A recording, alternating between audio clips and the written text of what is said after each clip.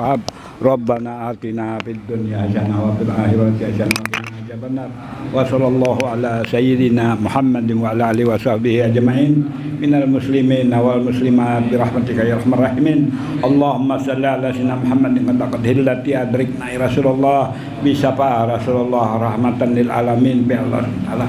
Kulluhum hadirin fi majlis insyaallah alhamdulillah berkat la ilaha illallah Muhammad Rasulullah wa kulluhum ahlil kubur insyaallah alhamdulillah wa ahli jannah berkat la ilaha illallah Muhammad Rasulullah. Rabbi yassir wa la tu'assir wa bitami mukammil bil khair. Hasbunallahu wa ni'mal wakil. Ya Allah ya Karim, ya Allah ya Rahman, ya Allah ya Rahim. Mustajib doa ya Allah, berkat ya Allah, berkat ya Rasulullah. Subhana rabbika izzati amma yasifun, salamun alal mursalin, walhamdulillahi rabbil alamin. Bismillahirrahmanirrahim. Bismillahil malikil qudusi salam. Bismillahil adidil hakim. Wassalatu wassalam ala sayyidina wa nabiyina Muhammad wa ala alihi wa sahbihi ajmain. Paina insyaallah apa asuli kitab Syekh Abdul Qadir Jalani Fathur Rabbani wa nafa'na bihi wa ulumihi bid darain. Amin ya rabbal alamin.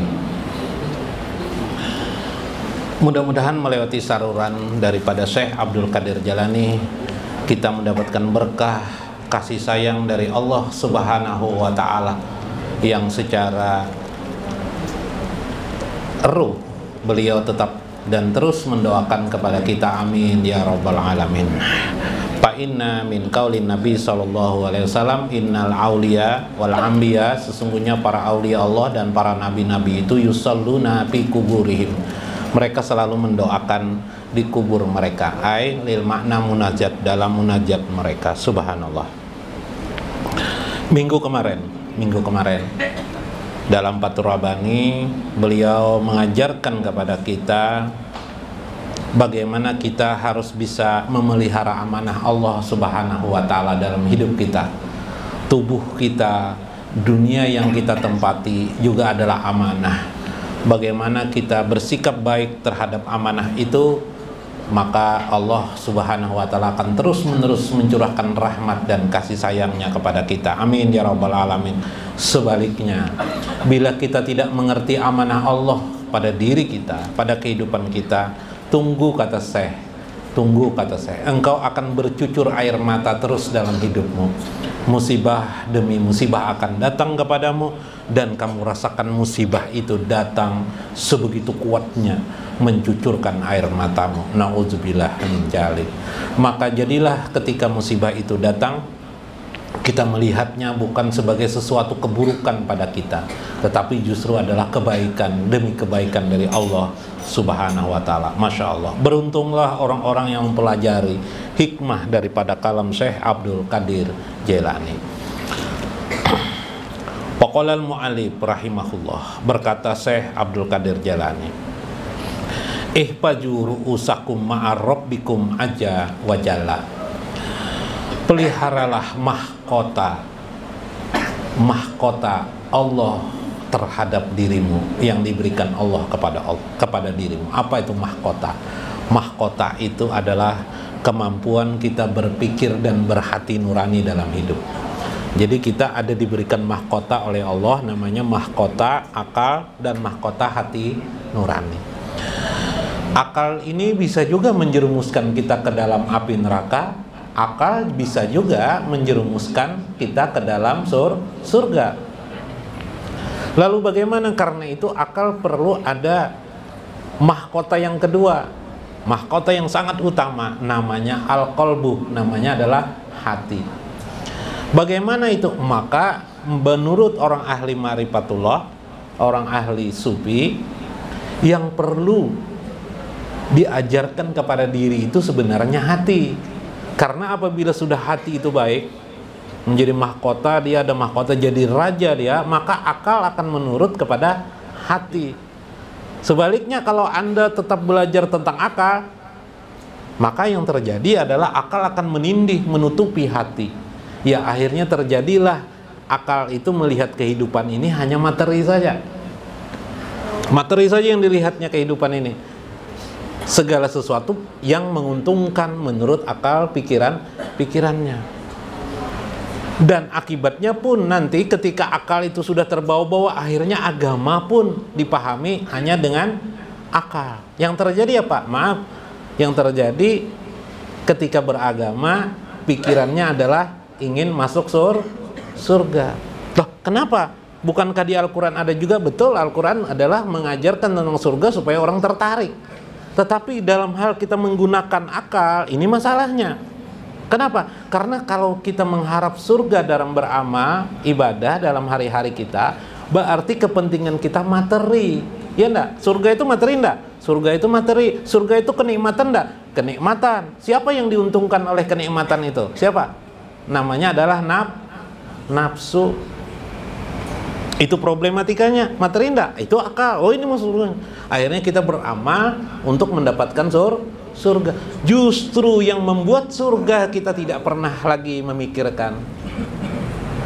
Bahkan setengahnya kita menuntut kepada pemilik surga untuk memberi kita surga. Tanpa sadar di jiwa kita menuduh Allah mengharuskan kita untuk masuk ke dalam surga. Subhanallah, na'udzubillah min dzalik. Nah, ini paling berbahaya. Nah, datangan alhamdulillah. Alhamdulillah. Guru Gusti. Nah, ini Gusti. Insyaallah. Ini ambil. Nah, ya, alhamdulillah. Waalaikumsalam. Wah, bagian perindu Allah dan Rasulnya datangan kalinya nah. Hendak hilang itu tumbur. Waduh. Habib Hasan duduk, silakan Habib Hasan. Habib Muhammad, alhamdulillah. Habib Abdurrahman Asgab, alhamdulillah. Habib Muhammad Al-Habsi, masyaallah. Wah, alhamdulillah. Ini siapa Habib? Anak Habib Faisal. Oh, anak Habib Faisal kah? Anak Habib Gadi. Masyaallah. Ini anak Habib Kadir lah. Habib Gadi. Oh, Habib Kadi. Nah, alhamdulillah. Cucu-cucu bagian Habib datangan nah. Nah, alhamdulillah. Tepat dulu. Sampai mana tadi? Memelihara mahkota. Ya kah? Nah, ajaran atau pengetahuan tentang orang-orang yang tahu tentang mengenal Allah, menyadari itu, sehingga mereka mengarahkan orang untuk banyak memahami dan mengenali tentang hatinya. Sehingga Imam Al-Ghazali saja menulis kitab namanya Ihya Ulumuddin, secara khusus membahas di bab 3 tentang keadaan hati manusia. Supaya apa? Karena bila hati itu sudah bagus, maka yang timbul nanti akalnya menjadi akal yang menggunakan hati. Sehingga ketika dia beribadah, beramal soleh, yang dicarinya adalah Allah Subhanahu wa ta'ala, bukan materi. Nah, ini pemahamannya. Ya, Pak. Alhamdulillah. Pada Allah, Habib Faisal, pada Allah, alhamdulillah. Duduk silakan, Bib. Oh, Taufik, pada Allah. Guru Suryan, Suryan Saka siapa? Mansur. Habib, alhamdulillah, Habib pada Allah, alaikum kasiran. Alhamdulillah, khair fikulil hal khair. Guru Aryansah pada Allah. Pada Allah, alhamdulillah. Salah, bawa pada Allah, alaikum. Silakan pada Allah. Pada Allah, alaikum. Dudukan silakan. Di mana kah duduk? Sini kah duduk, silakan. Alhamdulillah, banyak jemaahnya nah, alhamdulillah. Mik ke atas akan ya. Oh, mik ke atas akan yang mana?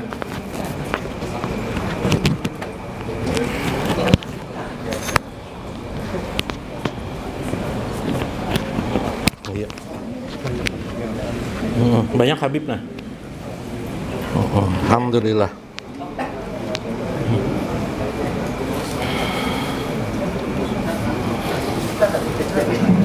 Nah, alhamdulillah. Dudukan kau lah, duduk.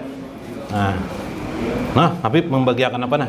Nah, selendang. Habib Abdul Qadir membagikan selendang. Nah, nomor 7 Habib kayak. Oh, gesen duduk kayak itu Habib. Wah, tahu mana Habib.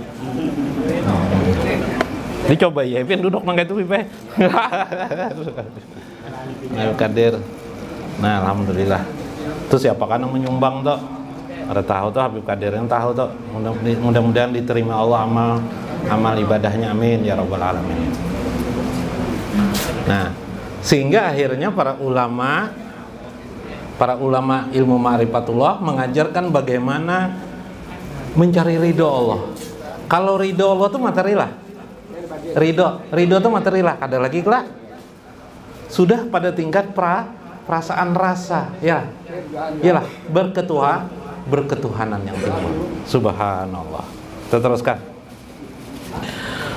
Fahjaru minhu fa inna aqazahu alimun syadidun. Waspadalah. Nah, gitu.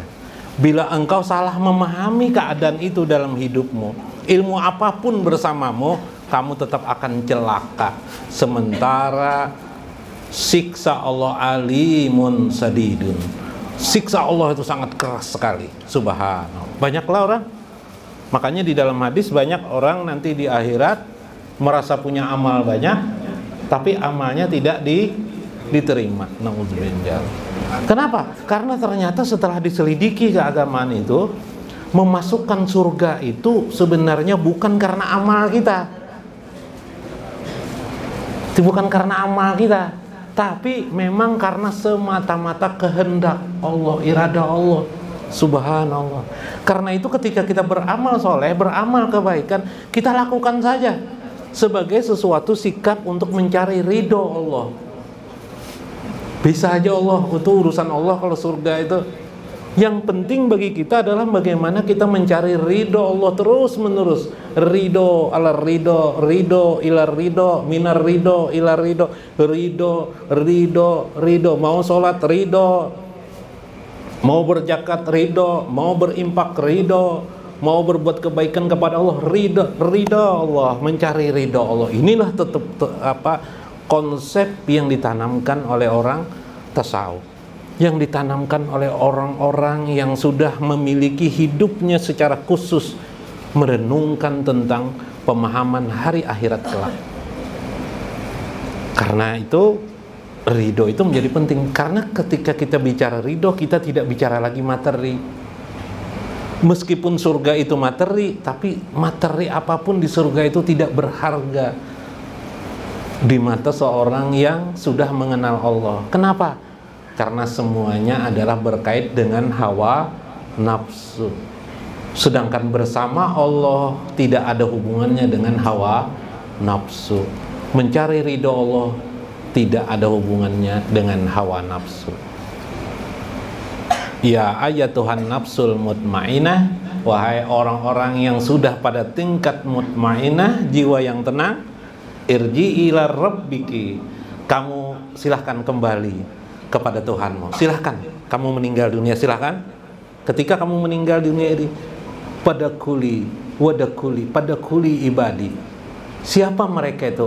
Radiyatan mardiyatan. Mereka yang Allah ridho kepada mereka, mereka pun juga ridho kepada Allah. Subhanallah. Jadi jawaban kita mencari ridho itu nanti adalah ridho Allah subhanahu wa ta'ala kepada diri kita. Pada kuli jannati, silahkan kamu masuk ke dalam surga. Bahkan mungkin dimasukkan dalam surga, bisa-bisa kamu tidak mau. Yang kamu inginkan justru adalah ridho daripada diriku, kata Allah. So, inilah makom yang tertinggi. Bila pian ingin mendapatkan yang di akhirat kelak, dihisap atau tanpa dihisap sama sekali. Ini yang kita harapkan. Bila kita sampai pada puncak seperti ini, kita bisa membantu orang tua kita. Indah sekali kan kalau pian bisa di akhirat membantu ibu bapak. Indah lah kalau indah enggak? Indah. Karena itu di dalam dunia tasawuf tidak perlu dipikirkan orang tua. Silahkan orang tua gimana kah? Yang penting kita mendoakan kepada Allah. Dan bagaimana posisi kita nanti di akhirat bisa mengajak orang tua kita, bahkan kita misalnya diberikan tiket oleh Nabi untuk memasukkan surga kepada ibu bapak kita, bahkan kakek kita bisa masukkan mereka dalam surga. Indah sekali kan ini. Makanya jangan heran sholat jenazah ada aja paloi lah. Sholat tuh kada perlu bersujudan, jangan ribut ya orang kampung. Palingnya sholat jenazah. Sholat jenazah itu di dalam Al-Quran adalah enggak ada. Ya lah, guru lah, ada lah. Nah, ada guru. Kenapa jadi ada? Karena ada Nabi menggawi. Kenapa jadi digawi? Sholat jenazah tuh apa gerang? Paloi jadi imam sholat jenazah. Allah Akbar, berukuk ribut orang. Wah iya sudah jauh orang merusakannya di belakang. Habis sembahyang kenapa jadi kan berukuk loh jar garbus di belakang lebih baik. Anu banyak benar dosanya jar main deh jar. Jadi berokok jar. Ayo kita sembahyang apa nih? Sembahyang apa? Mayit itu apa yang kita baca? Surah Fatihah. Yalah. Untuk apa dibacakan Fatihahnya? Nah, itu nang dalil nang madahkan nang ilah hadratin Nabi Mustafa Rasulullah SAW itu ada dalilnya. Jadi salat jenazah nih. Apa nang dibaca? Pak, surah apa? Untuk apa? Untuk si mayit kah? Jelas untuk si mayit. Karena jar Nabi abdalu doa alhamdulillah. Seabdalnya doa itu adalah alhamdulillah. Alhamdulillah itu apa? Kata ulama, alhamdulillah itu adalah surat Fatihah. Makanya nih nah sejak ini nah amal akan taruh surah Fatihah. Bila ingat abah mama biar sidin meninggal kah? Biar sidin kada meninggal kah lagi bacakan Fatihah. Cuma jangan nyaring-nyaring mah ulun bacakan malah pian surah Fatihah jangan. Wah mendoakan aku meninggal kayak kamu sidin. Bila ingat pian surah Fatihah, bilang itu langsung 2 dapat amal pian. Amal gasan pian diberikan Allah karena mendoakan orang lain, gasan sidin pulang nyaman. Daripada pian amalan bajikir subhanallah gasan pian aja lah. Iyalah, untuk pian aja lah. Tapi kalau pian membacakan Fatihah gasan orang itu apa? Untuk tetangga pian bacakan Fatihah. Nah. Tapi guru aja tetangga ulun orang kafir biar aja bacakan juga Fatihah. Siapa tahunya kena mau sadar ya lah. Nggak jadi masalah. Nah, nyaman benar lah. Ayo sayangi orang tua dengan memperbanyak surah Fatihah. Guru membaca surah Al-Baqarah boleh juga. Cuma Nabi mencontohkan pakai surah Fatihah. Karena di Quran waktu membaca Quran nah dia akan kuitan. Lalu membaca pulang salawat Allahumma sholli ala sayyidina. Ketiga, takbir yang ketiga apa? Allahumma firlahu warhamhu afihi wa'fu anhu. Ampuni dia ya Allah, kasih sayangi dia ya Allah. Kenapa ampuni? Apa yang meninggal itu tidak cukup? Minta ampunan Allah bisa tidak cukup? Perlu orang lain yang mendoakan. Kenapa? Karena kalau orang berdoa minta ampun bisa saja tidak diterima oleh Allah. Minta kasih sayang dari Allah bisa saja tidak diterima oleh Allah. Tapi kalau orang lain yang mendoakan luar biasa. Orang yang didoakan itu pasti ikhlas ya lah. Kita dibari orang pasti ikhlas kah kadakah? Pasti ikhlas kita dibari orang. Ya lah. Nah kayak 7 sih mayit kita doakan ikhlas kada guru ikhlas mana guru lah. Masya Allah. Maka kita doakan Allah marham wa apihi wa'fu anhu. Maafkan kesalahannya Allah. Membantu pulang di takbir yang keempat. Apa bacanya? Allahumma la tahrim ajrahu. Jangan engkau tolak ya Allah apa yang inya seharusnya mendapat pahala. Mungkin inya ria, mungkinnya takabur waktu beramal dalam hidupnya. Jangan engkau tolak gara-gara inya ria ya Allah, takabur ya Allah. Terima aja barang ya Allah nah. Oh, aja Tuhan ini. Andak diceburkan Tuhan ke dalam api neraka nang si mayit nih itu kada jadi Tuhan. Karena melihat ada orang lain mendoakan. Apalagi banyak penang mendoakan guru lah. Nah, wala tabtina ba'dahu. Jangan engkau adakan ya Allah fitnah setelah kematiannya. Fitnah ini macam-macam. Makanya orang yang menguburkan mayit itu orang yang amanah.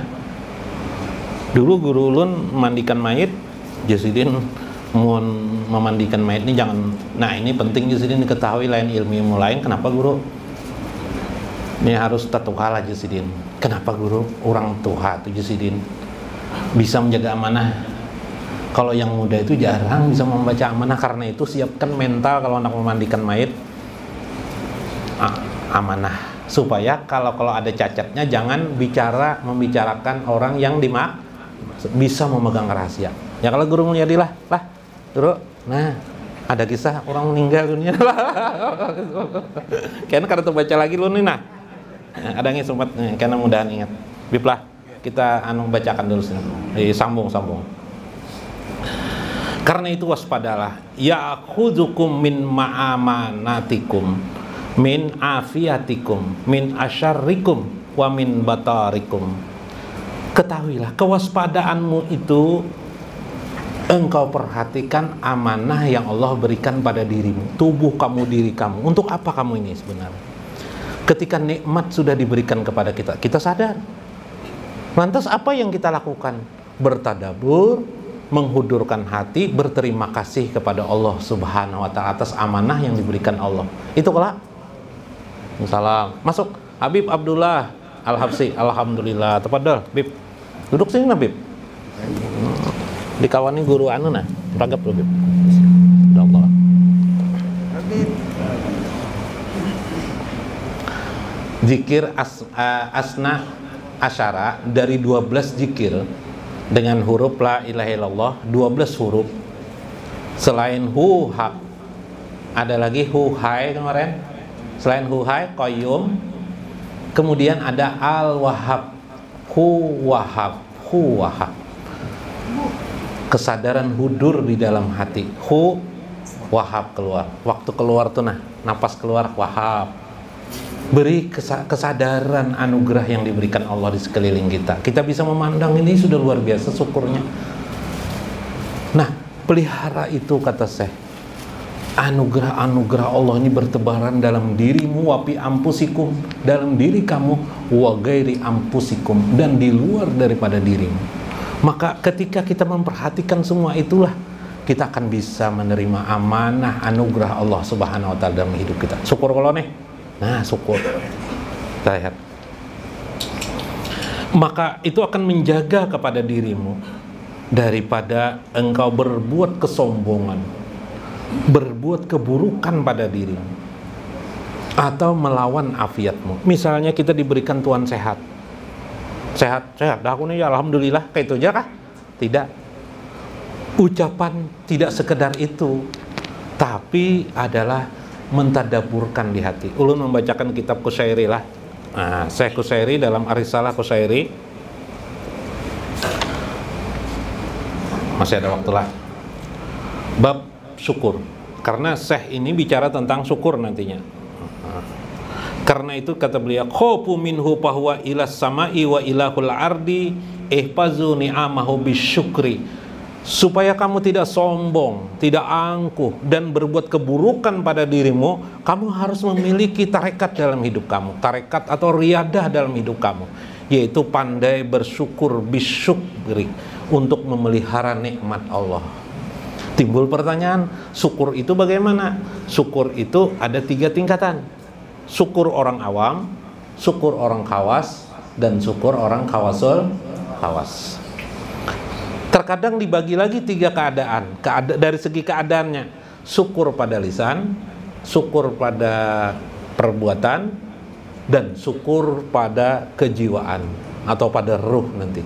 Kita lihat dulu. Kita pahami dulu syukur. Allah Subhanahu wa ta'ala berfirman, min qauli Syekh, perkataan daripada Syekh dalam kitabnya adalah Risalah Qushairi, Syekh Qushairi dalam kitab beliau. Kalau Allah Azza wa Jalla, karena Allah Subhanahu wa ta'ala berfirman, la in syakartum la azidanakum. Jika engkau bersyukur, la azidanakum, kami akan berikan anugerah-anugerah yang banyak. Hadatsana Abul Hasan Ali ibn Ahmad ibnu Abdan al-Ahja al-Ahwaji, ya, qala akbarana Abul Hasan as-Safari, dan seterusnya dan seterusnya. Wa qala wa anha daqaltu ala Aisyah radhiyallahu anha, kami mengunjungi Sayyidatina ibunda kami, yaitu Aisyah radhiyallahu anha, ibunda Aisyah. Tahu ya lawan Aisyah, tahu ya lah. Ini kepikiran nang berjualan pisang goreng kan? Nah, ini lain, ini ibunda Aisyah. Siapa ibunda Aisyah ini? Istri Nabi Shallallahu alaihi wasallam. Alhamdulillah. Nah, alhamdulillah. Ma'a Ubaid ibnu Umair, kami datang bersama Ubaid ibnu Umair. Nah, kami datang ujar Yahya ibnu Ya'li an Kubab, daripada Kubab, an Ato, daripada Ato. Fakultu, aku berkata, akbarna bi'ajaba ma ra'aita min Rasulillahi sallallahu alaihi wasallam. Wahai ibunda, bisakah engkau memberitahu kami apa yang menakjubkan, bi'ajabin, apa yang menakjubkan daripada baginda Nabi Sallallahu Alaihi Wasallam? Bahasa baginda itu orang apa? Bahasa apa tuh? Bahasa Banjar kah? Bahasa anu tuh? Hah? Oh, bahasa kerajaan. Yang lah baginda Rasul. Bagus kelak. Nah, bagus ya lah terjemahan daripada Sayyiduna. Ya lah baginda Rasul. Subhanallah. Pabakat waqala. Kemudian Aisyah tiba-tiba menangis. Menangis Din. Waqalat, dan beliau berkata, wa aisya'na lam yakun ajaban. Manakah yang tidak ajaib bagiku? Tidak ada satu pun daripada baginda Rasul itu kecuali semuanya adalah ajaib. Mengagumkan beliau itu. Semuanya mengagumkan, istimewa sekali baginda Rasul itu. Innahu atani fi lailatin. Pada suatu malam beliau datang ke tempatku. Karena istri beliau beberapa orang kan. Nah, banyak istri Nabi. Biri kah? Pip kada jo kalau pip lah. Ada pip. Nah, Habib pijak ada biri, biar nak biri lah. Nabi diri. Sekalinya kada mihiri Nabi kada, kalinya ketujuh nyamannya aja juga kalinya lah. Pada qalamai fi firasi. Kemudian baginda merebahkan diri di samping kasurku. Jadi ya biasalah suami istri kan kasur. Alqalat pihapi hatta masyajildi, sehingga masyajildi menyentuhlah kulitku, ujar Aisyah, ibunda Aisyah. Sumakola. Kemudian Rasulullah berkata kepadaku, bersabda kepadaku, ya binta Abi Bakirin, wahai anaknya Abu Bakar. Siapa tuh? Aisyah. Alhamdulillah. Jarini ata'abudu li Rabbi. Bisakah kamu izinkan aku untuk beribadah kepada Tuhanku? Pahamlah, ini Nabi bener, wahai anaknya Abu Bakar, bisalah kamu mengizinkan aku nih anak beribadat peng malam ini. Nah, biasanya suami ini kan mengulai bini ya, lagi biblah. Nah, sidin gak ada biblah. Mengulai tapi biblah, mengulai apa bib? Nah, lah. Qalat qultu, maka aku pun berkata, ini ahabu korbaka, sesungguhnya sebenarnya aku nih ya Rasulullah himung bana bila di samping engkau nih, senang sekali di samping engkau ya Rasulullah. Tetapi Pak Azan tulah, tetapi akhirnya aku pun mengizinkan beliau. Faqama ila kirbati mimma'in patawadda. Kemudian beliau ke bilik belakang berwudu, mengambil wudunya. Waqsara sabal ma, banyaklah beliau menyiramkan air. Berwudu intinya. Waqama yusalli pabaqa. Kemudian beliau sholat. Saya dengar beliau sholat itu menangis. Jadi kada apa-apa sembahyang itu menangis lah. Nangis, membaca Bismillahirrahmanirrahim, Qul huwallahu ahad, menangis. Kada apa-apa. 5 menit ke menangisnya ada jadi masalah. Nah, ada jadi masalah. 5 menit lawas bana biblah. Bisa kada ingat lagi di rakaat. Hatta sa'alat dumu'ahu ala sadrihi. Kemudian beliau memancarlah air itu sampai ke mana nih? Ke dada Sidin. Oh, mancar. Kita memancar jopang rajin, apalagi pemuda, mbak diputus pacar. Oh, menangis saya di hadapan Allah. Datang udah guru, baca surah Yasin 40 kali jauh rumah, menangis. Paloi menangis semalaman. 40 kali itu nah. Biasa sekali aja sudah asa panjang yang 40 kali suruh guru bibe membaca Yasin. Nah, Nabi kadang kayak itulah. Sumaroka, kemudian beliau rukuk dan seterusnya menangis semuanya. Hatta Bilal, sampai Bilal datang, beliau menangis. Jadi sholat beliau tuh paling banyak menangisnya daripada jumlah rakaatnya, yalah. Menangisnya, banyak menangisnya. Kalau kita jumlah rakaatnya banyak lah, menangisnya tidak. Ya kalau. Nah, ya kan. Faqalat lahu, ya Rasulullah, ma yabkika wa qad ghafarallahu laka. Sampai akhirnya saya berkata, suatu hari saya berkata kepada Rasulullah, ya Rasulullah, kenapa engkau menangis? Faqad ghafarallahu laka, padahal Allah sudah memberikan ampunan kepadamu. Buat apa lagi engkau menangis? Ma taqaddama min janbika wa ma ta'akhkhar. Baik dosa yang akan datang maupun yang terdahulu, kenapa lagi engkau menangis? Faqala, apala akunu abdan syakura. Apakah kamu tidak ingin aku menjadi hamba yang pandai bersyukur? Nah, ini kan kajian ini tentang syukur nih.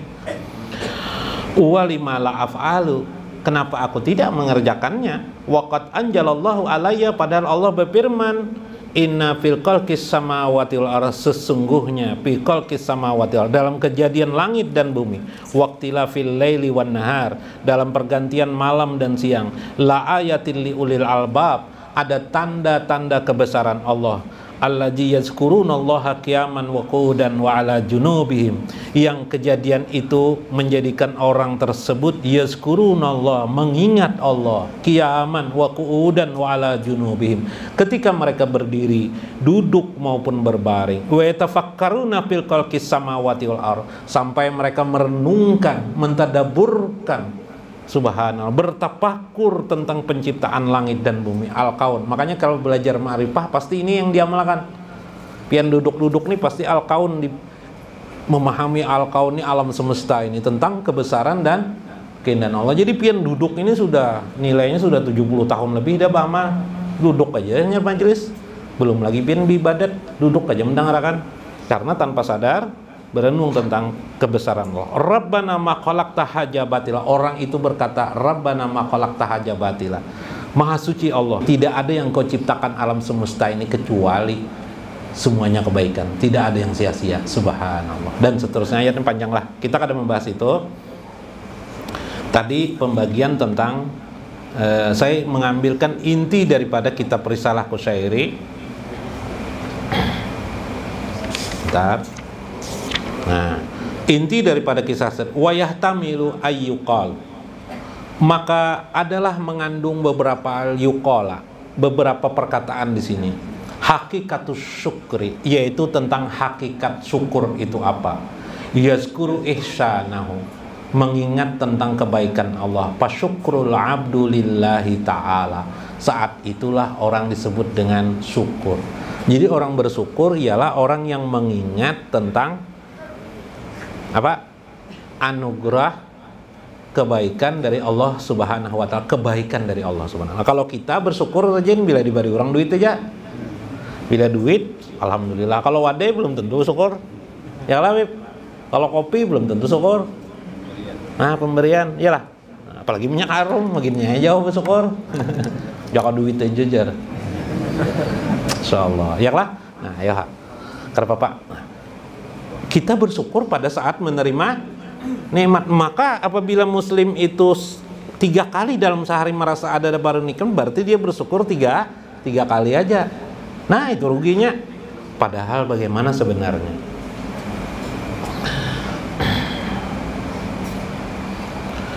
Wasyukru yanqasamu ila syukru bil lisan. Syukur itu terbagi atas 3 keadaan. Pertama, syukur di lisan, yakni huwa i'tarafuhu bin ni'ami bina'til iskan, yaitu orang yang selalu menyadari, mengakui bahwa semua ini anugerah Allah Subhanahu wa taala. Misalnya gajian, dapat gajian dari hasil usahanya, dari bekerjanya, alhamdulillah, dia berarti dia menyadari pemberian itu dari Allah Subhanahu wa ta'ala. Johirnya ya juga terima kasih juga, tapi hakikat di hatinya kepada Allah. Ini adalah zikir orang, syukur orang awam, ya kah? Syukur orang awam. Kalau itu yang terus-menerus diamalkan, ya awam terus makam kita. Makam yang kedua, nah makam yang kedua, wasyukru bil badani wal arkan, syukur dalam bentuk perbuatan. Huwa itisafu bil wafa wal khidmah, berkesadaran dalam tindak tanduk, mensyukuri atas apa yang diberikan Allah tersebut dalam kehidupan sehari-hari. Misalnya pian bersyukur pian punya istri, bersyukur punya istri. Istri kamu misalnya bungas bener lah, cantik bener lah aja orang. Habis kawin. Alhamdulillah. Nah, waktu mengucapkan alhamdulillah itu syukur orang awam sekali ya dapat pahalanya. Tapi orang yang bil'alkan di dalam tindak tanduknya bersyukur, maka selanjutnya istrinya disayangnya. Istrinya disayangnya. Meskipun setelah kawin ketahuan kelakuan istri ini suka medsos, Bipe. Suka medsos. Istrinya berdagang, berjualan. Bulan puasa nak berjualan. Nah, Bib. Bulan puasa boleh ya, bulan puasa malam hari lah, siangnya berjualan baju boleh aja Bipai, boleh aja Bang. Tetap disyukuri, disadarinya. Ternyata setelah kawin istrinya tidak mau sholat, tetap disayangnya, nggak ada masalah. Yang penting dia mensyukuri bahwa dia dianugerahkan Allah punya memiliki istri. Jangan dikaitkan antara istri bersyukur dengan soal orang tidak sembahyang. Mungkin Anda punya tempat tinggal di samping rumah Anda mungkin orang kafir, ya kah? Apa Anda akhirnya marah-marah terus dengan orang kafir itu? Kadang lebih lah. Nah, Nasrani kah Anda jadi masalah? Jangan dikaitkan itu. Karena itu nafsu. Ini soal kita bersyukur kepada Allah. Bagaimana? Maka menyikapi kita menjaga amanah Allah itu, istri kita itu dengan baik dalam kehidupan. Dikasih orang baju, kita jaga baju itu bagaimana supaya bagus. Mentang-mentang pemberian orang baju apa tadi nang bah ini jar ada cocok lo hatiku jar timbainya lain ke sampah kah kemana kah nah itu kurang bagus. Kalau pingin juga supaya kada bersyukur tuh deh di rumah aja situ timbai di mana kah di pintu, jangan di hadapan Habib Qadir membarin kok timbal baik langsung jar masya Allah misalnya Bibai.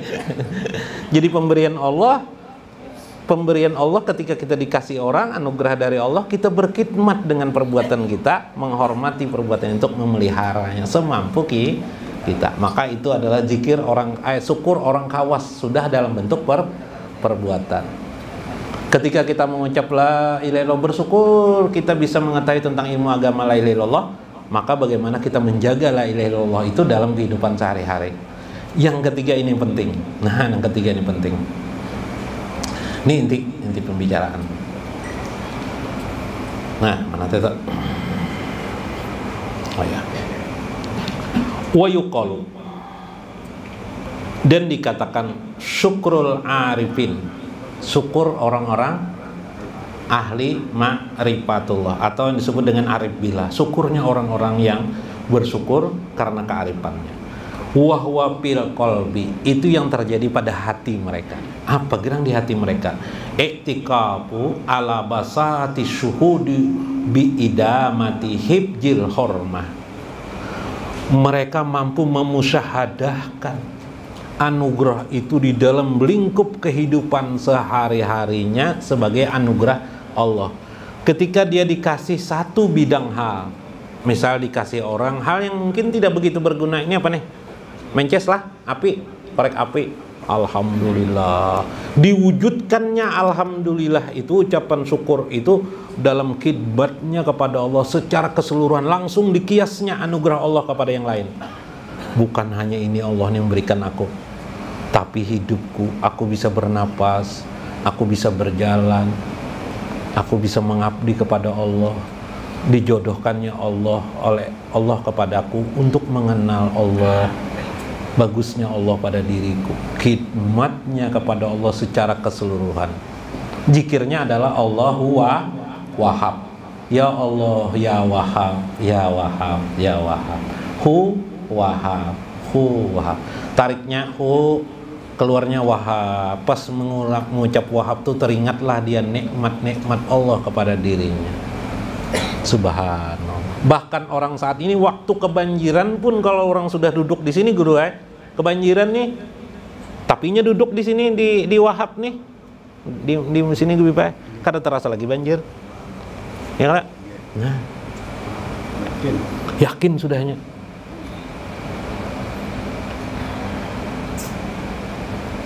Ya kah? Nah, ada palui sakit kepala. Sehingga ada dokter kan, datang dokter Pak. Mas melihat dokter cantik banget dokternya, hilang aja sakit kepala aku jar, gara-gara melihat dokter cantik. Jadi dokter cari apa sini? Adakah obatnya dok menghilangkan kerinduan kepada dokter jar? Jadi jar dokter buaya darat kereda obatnya.